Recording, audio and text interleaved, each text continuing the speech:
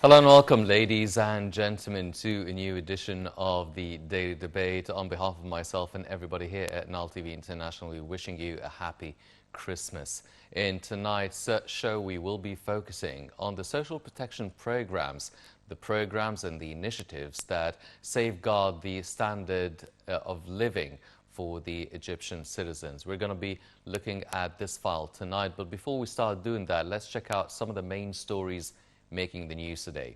And starting off with President Abdel Fattah el-Sisi, who received today a phone call from the Saudi Crown Prince and Prime Minister Mohammed bin Salman. Presidential spokesperson Councillor Ahmed Fahmy said that the Saudi Crown Prince congratulated President el-Sisi over being re-elected for a new presidential term. The Crown Prince stressed Saudi Arabia's keenness on boosting joint cooperation with Egypt for the prosperity of the two Arab nations. For his part, President el-Sisi hailed the nice gesture from the Crown Prince and asserted Egypt's keenness on continuing to enhance the bilateral relations on all levels, in addition to the continuous coordination over issues of Arab joint cooperation. President Abdel Fattah el-Sisi also held a meeting today with Prime Minister Mustafa Madbouli, Minister of Transportation Kamil al-Wazir, Minister of Agriculture Said al-Qasir, Minister of Water Resources and Irrigation Hani Swelam, and head of the Suez Canal Authority, in addition to the head of the Armed Forces Engineering Authority, Ahmed al-Azazi. The meeting discussed a number of government's files, including efforts of removing the violations over the Egyptian lakes and ongoing development programs and projects in order to benefit from the resources related to lakes and legislative frames to protect these lakes. And Egypt's Rafah border crossing with the Gaza Strip on Monday received 44 Palestinians, including 24 injured people in the Israeli war and 20 detainees.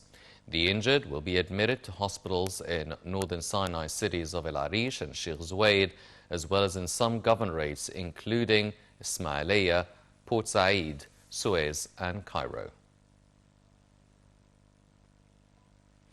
These were some of the main stories making the news today, but now turning our attention to tonight's file. Now, President el-Sisi directed to enhance the social protection programs. Let's check out this report and we'll be right back.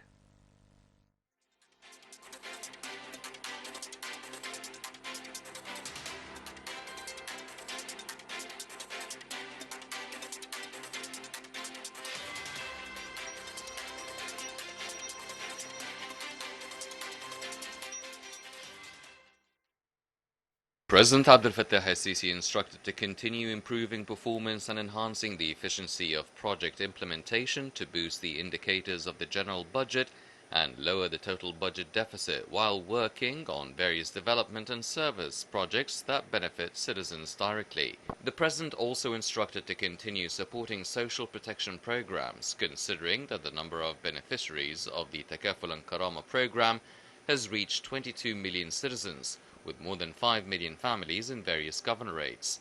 This came as President el-Sisi chaired a meeting with Prime Minister Mustafa Madbouli and Minister of Finance Mohammed Maid.